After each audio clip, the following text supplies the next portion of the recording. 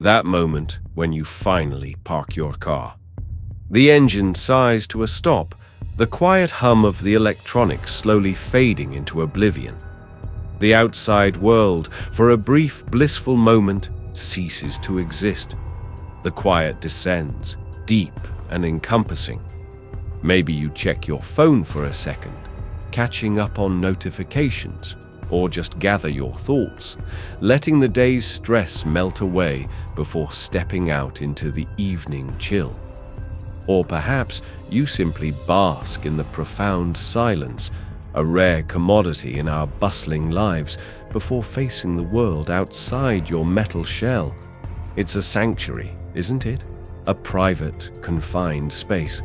A metal bubble of safety, a personal fortress on wheels. But what if that bubble isn't as safe as you think? What if, in the deceptive quiet of a parked car, in the moment you feel most secure, something else is waiting? Something that shouldn't be there. Something that defies explanation. Something that has been there all along, or has just arrived. Tonight, we plunge into 3 true stories, ripped from the chilling fabric of real-life encounters. Stories so unsettling, they will make you look twice into your rearview mirror every single time you settle in and lock your doors with a newfound ferocity. Every single time you park. Prepare to question the safety of your most familiar space. Our first chilling account comes from a young college student named Alex, barely 20 years old, who was navigating the daunting, sleep-deprived landscape of late-night study sessions and early morning classes in a sprawling urban university. Alex relied heavily on his beat-up but remarkably reliable sedan, a hand-me-down from his older sister, to get him to and from the sprawling campus. His routine was simple, almost monotonous. Drive to the university's colossal multi-level library, immerse himself in textbooks until the early hours of the morning, then make the short, familiar drive back to his cramped off-campus apartment. The library parking garage, a monolithic structure of concrete and echoing spaces, usually bustling and alive with activity during the day, transformed into a cavernous, echoing concrete tomb by 2 a.m. It was sparsely populated with the skeletal remains of other diligent or perhaps desperate students' cars, each one a lonely sentinel in the vast, empty levels. One particularly grueling Tuesday night, after nearly 8 hours of relentless cramming for a particularly brutal midterm exam in organic chemistry, Alex felt a heavy, almost debilitating weariness settle over him. It pressed down on his eyelids, making them feel like lead weights, and seeped into his bones. The clock on his phone, a stark digital display, read 2:17 a.m. He was utterly alone, the last person left in his study pod, the fluorescent lights overhead humming with a sterile, almost aggressive buzz, casting a sickly yellow glow that did little to alleviate his exhaustion. He slowly packed up his mountain of books, stifling a wide, jaw-cracking yawn, and headed towards the vast, silent maw of the parking garage, every fiber of his being yearning for the comfort and oblivion of his bed. The air in the garage was cold, damp, and unnaturally still, carrying the faint, metallic scent of exhaust fumes, stale concrete, and something else, a nameless, stagnant quality. His footsteps, usually light and quick, echoed unnervingly loud as he walked through the deserted levels, the sound bouncing off the bare, unforgiving walls, making him feel acutely aware of his profound solitude, the only living soul in a concrete wilderness. He finally found his car on the 3rd level, tucked away in a corner spot, almost hidden from view, exactly where he'd left it hours before. He pulled out his key fob, the familiar piece of plastic, a small comfort in the oppressive silence. He unlocked the doors with a soft, almost imperceptible click, the sound swallowed by the vastness of the garage. He pulled open the driver's side door, its familiar squeak a mundane comfort, and slid into the familiar, slightly worn driver's seat, the worn fabric molding to his tired form. The interior of his car was usually a mess of textbooks, crumpled assignments, empty coffee cups, and discarded snack wrappers, a testament to his chaotic student life. He tossed his heavy backpack onto the passenger seat with a soft thud, closed the door, the soft thunk echoing slightly, and inserted the key into the ignition. He paused for a moment, letting out a long, tired sigh, a deep exhalation of exhaustion and relief, his eyes idly scanning the familiar interior, taking in the dashboard, the steering wheel, the passenger seat, before finally reaching for the ignition. That's when he saw it.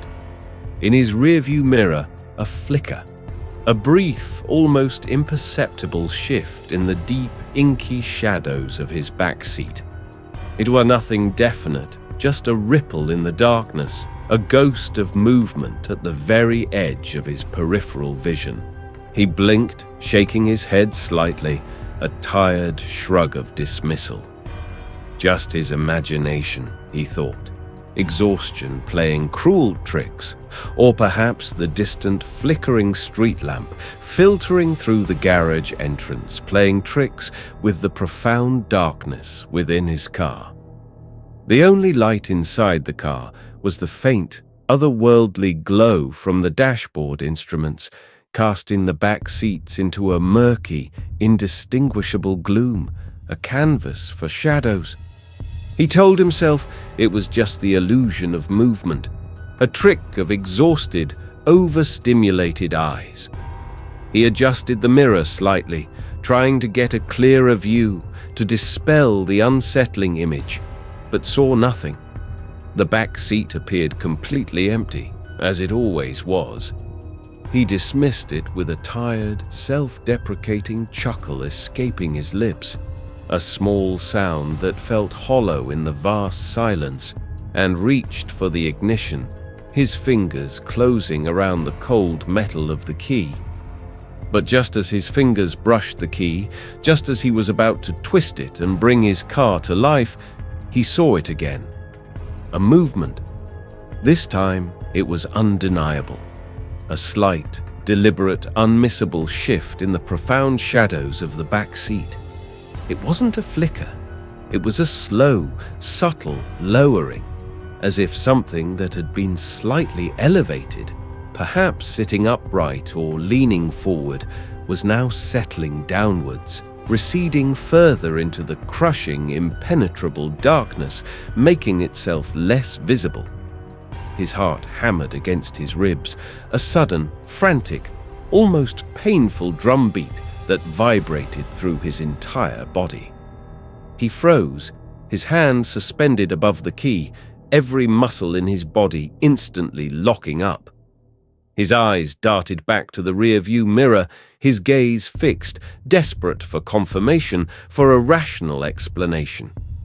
The back seat still looked empty, a deceptive void. But the feeling, the suffocating, terrifying certainty that he was no longer alone, that a presence now occupied the space behind him, was undeniable. He could feel a cold, heavy presence emanating from directly behind him, a palpable weight that hadn't been there a moment ago, an unseen pressure that radiated through the back of his seat. His breath hitched in his throat, a sudden, sharp intake of frigid air. He tried desperately to rationalize it again, to find any mundane explanation. A coat he'd tossed back there, a backpack he'd forgotten. But no, he knew the precise contents of his car. There was nothing in the back seat that could move like that, nothing that could produce such a profound and sudden feeling of dread, such an unnerving silence. A primal, bone-deep fear began to coil in his stomach, a cold, venomous snake uncoiling and spreading rapidly through his limbs, making them feel heavy, useless, utterly unresponsive. He tried to force himself to turn around, to spin in his seat and face whatever was back there, to prove to himself it was nothing more than an overactive imagination, a trick of the light. But a terrifying, absolute paralysis held him captive. His body screamed, no. Every instinct screamed, do not look. What if he turned and saw something that shouldn't be there, something horrifyingly unnatural? What if it was too close, its face inches from his? What if it reacted, lunging forward in the confined space? Or worse, what if he turned and saw nothing? But the terrifying presence remained, a chilling testament to an unseen horror. The idea of confirming his fears, or of facing an unexplainable void, was equally unbearable. He clenched his hands on the steering wheel, his knuckles white, his grip so tight his fingers ached. The silence in the car, now that the engine was off, was deafening, pressing in on him, amplifying every frantic pounding of his own heart, every ragged breath.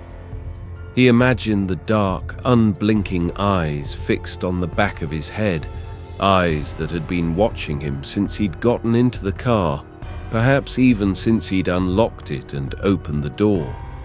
The image of the phantom shifting, settling down, as if making itself comfortable, as if making itself at home in his personal sanctuary, was pure torture. It knew he was aware. It knew he was terrified. And it was waiting, patiently, silently. Minutes stretched into an agonizing eternity, each passing second a tick of a morbid clock counting down to an unknown revelation.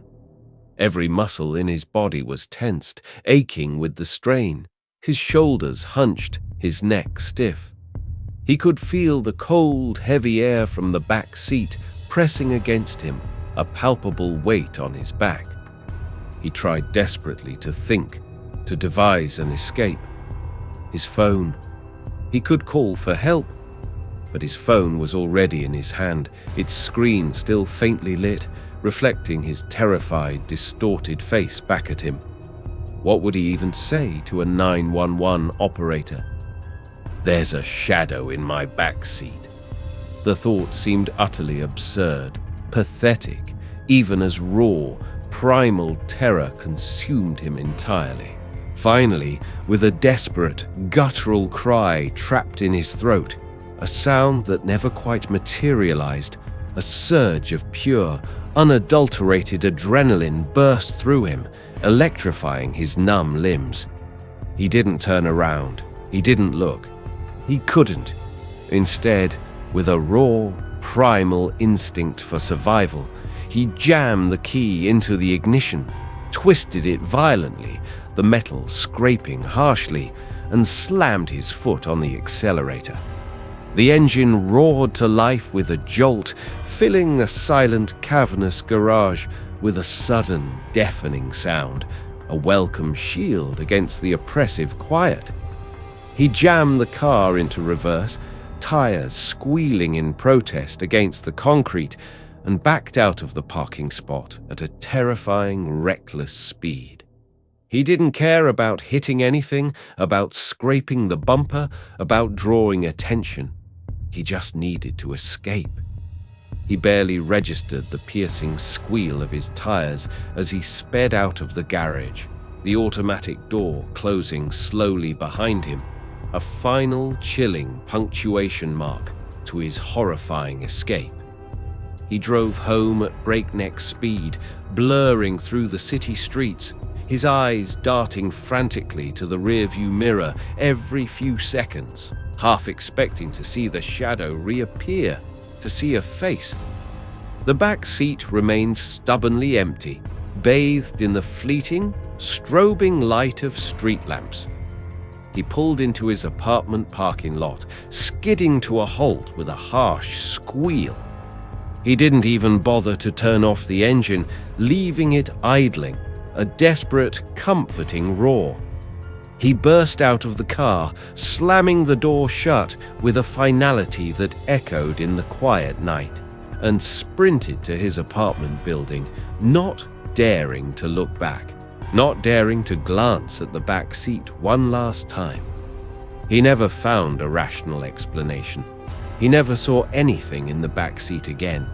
Not a shadow, not a distorted form, but the memory of that subtle shift, that undeniable, crushing presence, that cold, heavy feeling emanating from just behind him, never left him.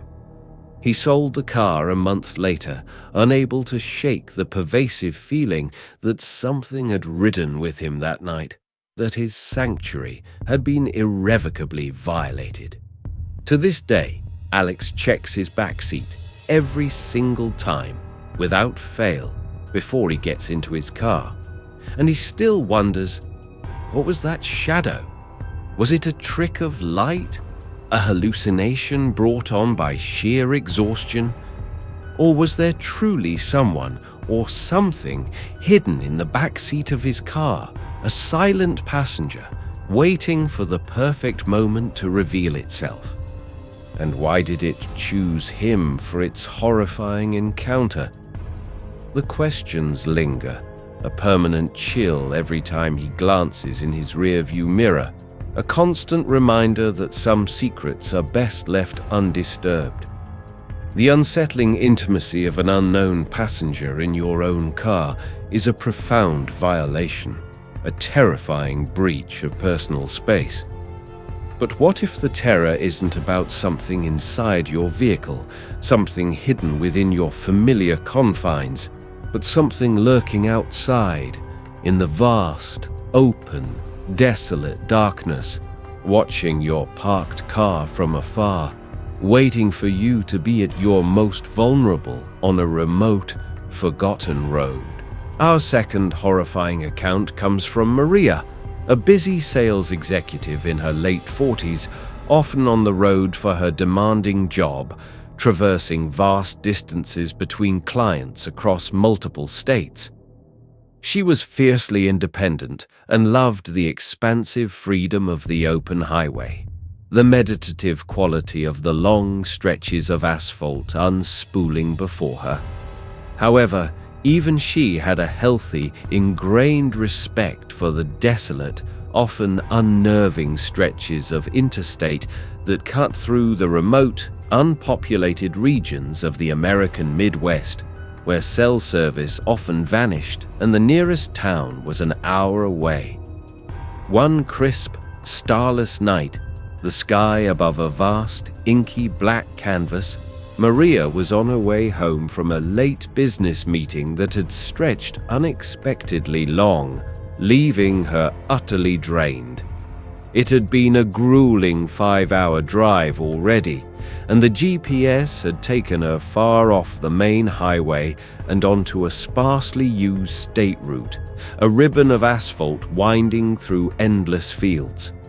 Her car, a comfortable, well-maintained SUV, was her sanctuary on these long journeys, her only company the podcasts playing softly on the stereo, their voices a familiar, soothing hum. The digital clock on her dashboard glowed a stark 1:35 a.m. Fatigue was setting in rapidly, a heavy, oppressive weight pressing behind her eyes, and her eyelids felt like they were coated in lead. She knew with a professional certainty that it was irresponsible, even dangerous, to continue driving in such an exhausted state. Spotting a wide gravel shoulder pull-off, a deserted patch nestled at the edge of a dense, eerily silent cornfield, its dry stalks rustling faintly in the barely perceptible breeze. She decided to pull over for a quick 15-minute power nap, just enough to clear her head. She carefully pulled off the road, the tires crunching softly on the loose gravel, a surprisingly loud sound in the dead of night, and parked her car well off the asphalt, facing the vast, inky blackness of the cornfield. The rows of corn seemed to stretch into infinity, disappearing into the oppressive darkness under the starless sky. The only light came from her dashboard, casting a faint green glow within the cabin, illuminating the contours of her hands on the steering wheel and the distant, almost invisible glow of a lone farmhouse light, a tiny, fragile beacon far across the endless fields. She turned off the engine, plunging the car into absolute, profound silence, save for the soft tick-tick-tick of the cooling metal contracting after hours of driving. She locked her doors, a habitual, almost unconscious action, and reclined her seat, trying to get as comfortable as possible for a brief, restorative rest. The silence outside was profound, almost oppressive, amplifying every rustle of dry cornstalks in the barely perceptible breeze, every creak of her own vehicle settling. Just as she was drifting off, teetering on the edge of sleep, a subtle sound, barely a whisper, registered in her periphery. It was a snap, a dry, brittle sound, unmistakably like a twig breaking underfoot. It came from the direction of the cornfield, no more than 20 or 30 feet from her parked car. Her eyes snapped open, wide and instantly alert, her body tensing. She held her breath, listening intently, every nerve ending screaming for more information. Nothing. Just the vast, empty silence of the rural night, punctuated only by the distant hum of power lines. She told herself it was an animal, a deer, a raccoon, something nocturnal moving through the field. She squeezed her eyes shut, attempting to force herself back into a state of relaxation, but the fragile peace was shattered. A few minutes later, it happened again. Another snap, this time undeniably closer. And then a rhythmic crunch, a soft, deliberate sound, like footsteps on dry earth or on a carpet of dry, brittle leaves, coming from the cornfield, and they were getting closer. Her heart began to pound a frantic, desperate rhythm against her ribs, a cold knot forming in her stomach, spreading an icy dread through her veins. This wasn't an animal. Animals moved erratically, unpredictably, or bolted at the first sign of human presence. These were slow, steady, intentional steps, human steps. Maria's blood ran cold. She was alone, miles from anywhere, truly isolated, in the middle of the night, and someone was walking through the cornfield directly towards her parked car. Her eyes darted frantically to the dark windows, her only protection, the only barrier between her and the unknown. The privacy glass of her SUV, usually a comfort, now became a terrifying veil, making it impossible to see out clearly without pressing her face to the glass, and she didn't dare. She imagined a figure, tall and dark, slowly emerging from the endless rows of corn, its silhouette growing larger, more defined, with every crunching step. The thought was pure, unadulterated terror. She tried desperately to rationalize it, to find any logical explanation that could dispel the terrifying reality. A farmer, perhaps, checking his fields at an odd hour. But no farmer would walk through a field like this in the dead of night, in such a deliberate, unnerving way, making no effort to identify themselves. This felt predatory. The steps continued, closer and closer, a rhythmic crunch. Crunch. Crunch.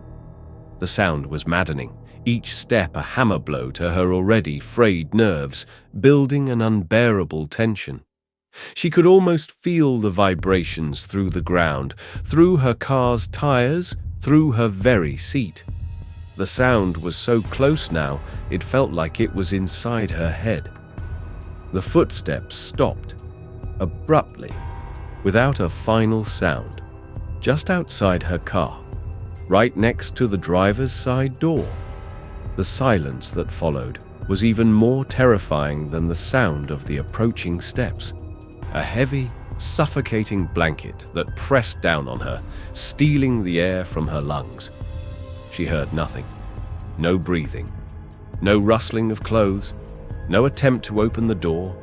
Just complete, utter silence, punctuated only by the frantic pounding of her own heart, a drumbeat of pure terror. She squeezed her eyes shut, wishing she could disappear, wishing the ground would open up and swallow her, wishing she had never, ever pulled over. She imagined the figure standing there, just inches from her, its face pressed against the darkened glass, staring in, trying to peer through the tinted window, knowing she was inside, knowing she was awake, knowing she was utterly terrified. The thought was pure torture, a living nightmare. She could almost feel its presence, a cold, heavy weight just outside her metal shell, an unseen, malevolent force. Time stretched, distorting into an agonizing eternity. Minutes felt like hours, each second an unbearable strain. She wanted to scream, to honk the horn and alert anyone, to start the engine and flee, to burst out of the confined space. But her body was locked in a terrifying paralysis. Every muscle was tensed, aching with the strain, and her breath was shallow, ragged, barely enough to sustain her.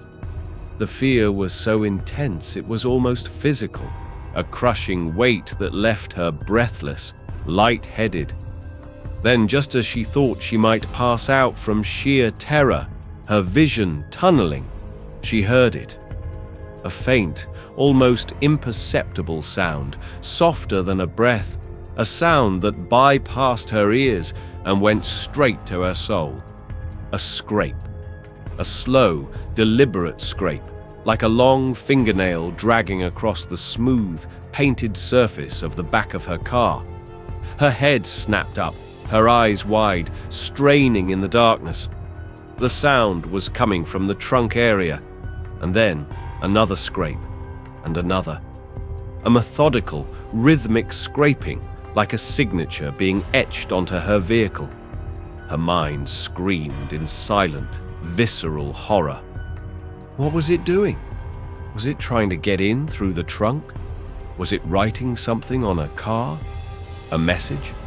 A horrifying personal threat? The thought was unbearable, incomprehensible. She had no idea what was happening. She couldn't see it. She couldn't move.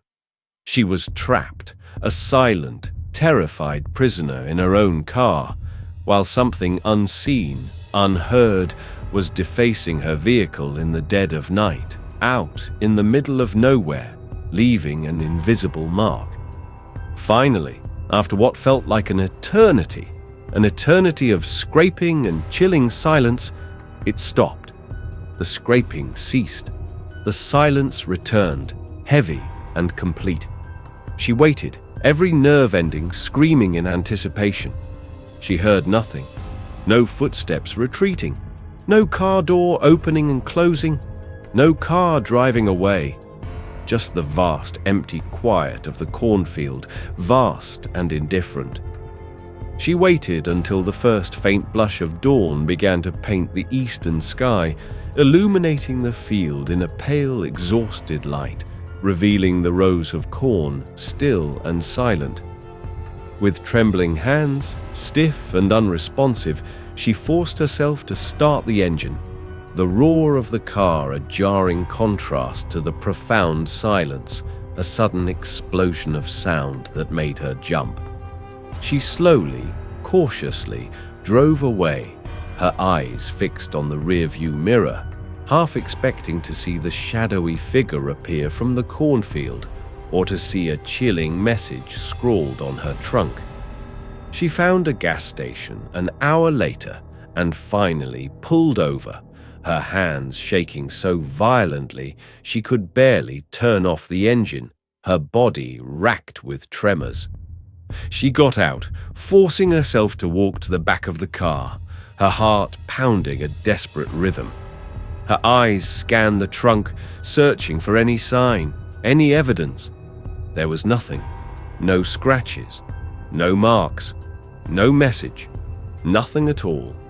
It was as if she had imagined the entire thing, as if the terror had been a cruel, elaborate hallucination. But she knew she hadn't. The fear had been too real, the sounds too distinct, too unnerving. She searched the ground around the tires, but there were no footprints, only the disturbed gravel from the pull-off. Maria never stopped for a nap on a desolate road again. She installed a sophisticated alarm system on her car and avoided rural backroads whenever possible. She still wonders, what was that silent watcher in the cornfield? And what was it doing to her car with that methodical, terrifying scrape? Was it a stalker, a malicious prankster, or something far more sinister? Something that simply wanted to leave its mark, unseen, unheard, in the dead of night, a warning she couldn't comprehend.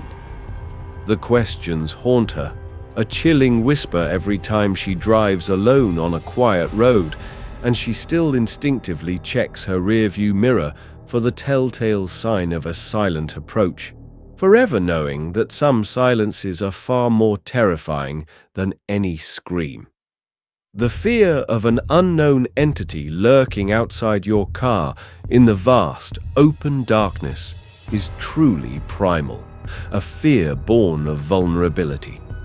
But what if the terror isn't about something outside, or even a hidden passenger, but something far more intimate, a horrifying transformation or discovery within your own vehicle, turning your familiar safe space, your personal sanctuary, into a scene of unspeakable dread, a tableau of the macabre.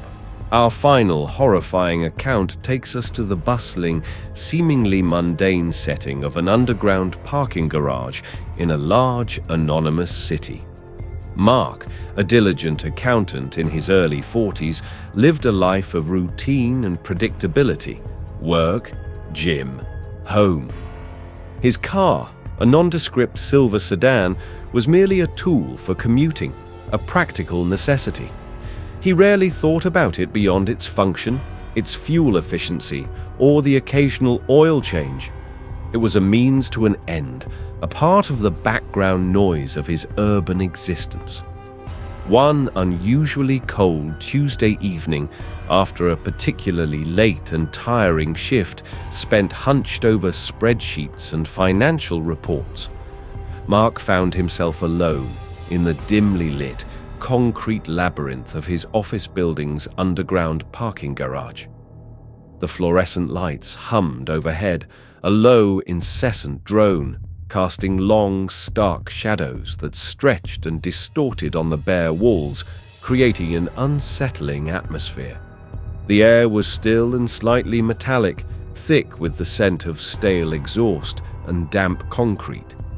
He located his car, parked in his usual designated spot on level B2, a habit he'd adhered to for years. He pulled out his keys, hit the unlock button, and heard the familiar, reassuring thunk of the doors disengaging. As he approached his car, his mind already drifting to the comfort of his couch and a late dinner, he noticed something profoundly odd. The driver's side door, while now unlocked, seemed to be slightly ajar. Just a hair, a barely perceptible gap, but enough to catch his eye, enough to make him pause, a flicker of unease disturbing his tired thoughts. He frowned, a crease forming between his eyebrows. He was meticulous about locking his car. It was an ingrained habit, a non-negotiable step in his daily routine. Had he forgotten? He shook his head, dismissing the thought instantly. Impossible. He always double-checked. He pushed the door fully open, a slow, cautious movement, expecting to see nothing amiss inside, perhaps just a stray piece of paper or a misplaced gym bag. But as he swung the door wide, his casual approach evaporated, replaced by an instant, visceral shock. He froze, rooted to the spot. His eyes widened in disbelief, then horror.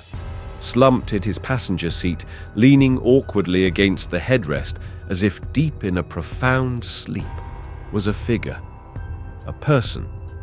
A young woman with long, dark hair covering most of her face, obscuring her features, and dressed in a dark, nondescript coat. Mark's breath hitched in his throat, a sharp, painful intake of frigid air. His mind screamed in silent, frantic questions.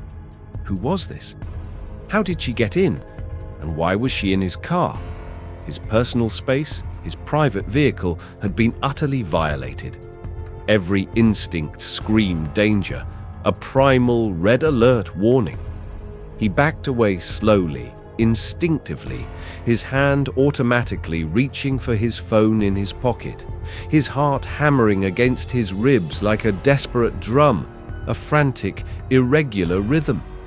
He imagined her eyes suddenly snapping open, a chilling, blank glare meeting his, a silent accusation. He swallowed hard, trying to process the impossible, nightmarish sight, to fit it into any semblance of reality. She was utterly still. Too still. The stillness was profound, unnatural. He noticed something else, something that slowly registered in his assaulted senses. A faint, almost sickly sweet smell filled the confined space of the car's interior. It was cloying, like stale, cheap perfume mixed with something else, something metallic and unsettling, something profoundly wrong. He took another deliberate step back, his gaze fixed on the motionless figure, unable to tear his eyes away from the grotesque tableau. He called out, his voice hoarse, barely a whisper, a pathetic sound swallowed by the vastness of the garage. "Hello? Are you okay, ma'am?" No response. The figure remained utterly motionless, a macabre statue. The silence in the garage, broken only by the distant oppressive hum of the ventilation system, felt heavy, suffocating, amplifying his terror. He felt a wave of nausea wash over him, his stomach churning, the metallic scent clinging to his throat. He forced himself to circle the front of his car, keeping a safe distance, his movements stiff and hesitant, trying to get a better view of her face without getting too close, without entering the personal space of the horror. As he reached the passenger side, peering through the windshield, he could see a bit more. Her head was tilted at an awkward, unnatural angle against the headrest. Her long, dark hair was matted, slightly damp, clinging to her face, almost as if she'd been out in the rain, despite the dry, enclosed environment of the underground garage. And then he saw it, a detail that solidified the nightmare into horrifying reality. A dark, sticky patch, a sickening crimson, staining the front of her dark coat, spreading outward from her chest, and beneath her, on his pristine light beige car seat, a spreading, ever-darkening stain, soaking into the fabric. It was unmistakably blood. Mark stumbled back, a choked, desperate gasp escaping his lips, a sound of pure, unadulterated horror. She wasn't asleep. She wasn't injured. She was dead. Horribly, violently dead. And she was in his car. His safe, familiar car. He frantically fumbled for his phone again, his fingers shaking so violently he could barely dial 911, the numbers blurring before his eyes. The sickening realization hit him with the force of a physical blow. Someone had put her there. Someone had opened his car, placed a dead body inside and left it for him to find. The thought was beyond comprehension, a violation that transcended mere property crime.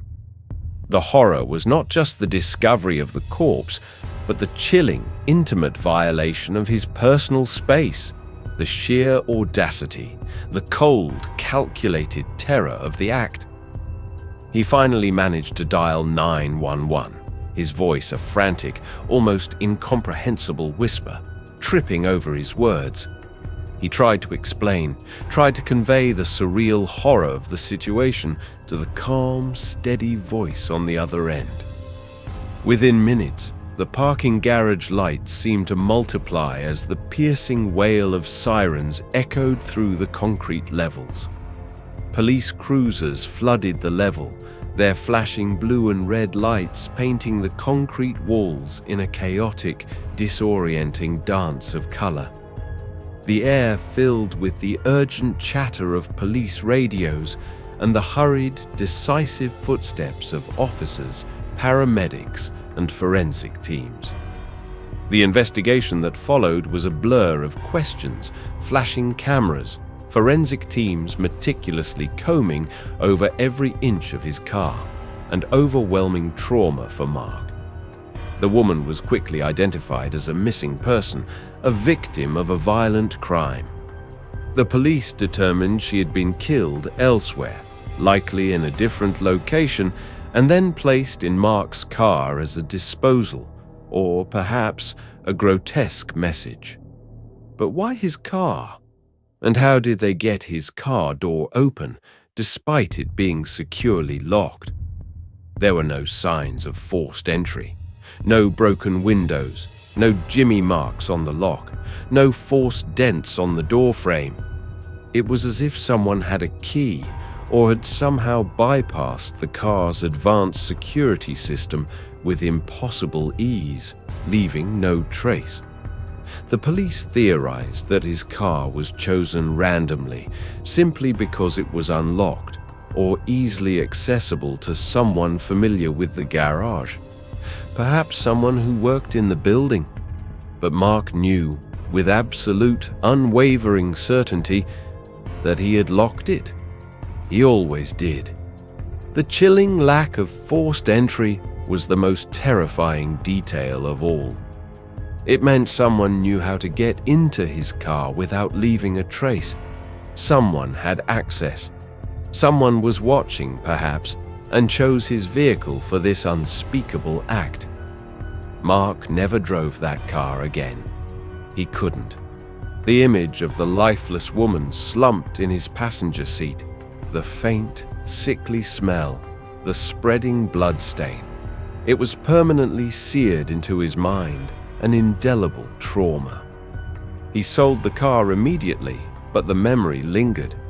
He moved apartments, changed his routine drastically, and even developed a severe anxiety about parking garages and public spaces, constantly glancing over his shoulder. He still wonders, to this day, who put her there? Was it truly random, a twisted stroke of bad luck? Or was it a message directed at him, a terrifying warning from an unseen enemy? Or simply using his car as a horrific, disposable hiding place, a grim receptacle for their unspeakable act? The questions haunt him, a chilling shadow that lingers every time he approaches a parked vehicle, forever reminding him that even the safest, most mundane spaces can become unwitting scenes of unspeakable, personal horror, a nightmare waiting to unfold. These stories are a chilling reminder that the sanctity of our personal space, especially our cars, those metal bubbles we perceive as safe, can be terrifyingly fragile, breached by the unknown or the horrifyingly human. Whether it's an unseen passenger, a silent watcher in the dark, or a horrific discovery turning your sanctuary into a nightmare, the threat can come from anywhere, at any time, when you least expect it. Have you ever experienced anything truly terrifying in or around your parked car? A strange feeling? a sudden, chilling realization? Share your story in the comments below. We want to hear your encounters with the unsettling unknown. If these tales sent shivers down your spine and made you check your locks twice, made you glance nervously into your rearview mirror, hit that like button, subscribe for more chilling true stories that push the boundaries of reality, and ring the notification bell so you don't miss our next descent into the unsettling unknown. Until then, remember, always check your back seat and lock your doors every single time. Sleep tight.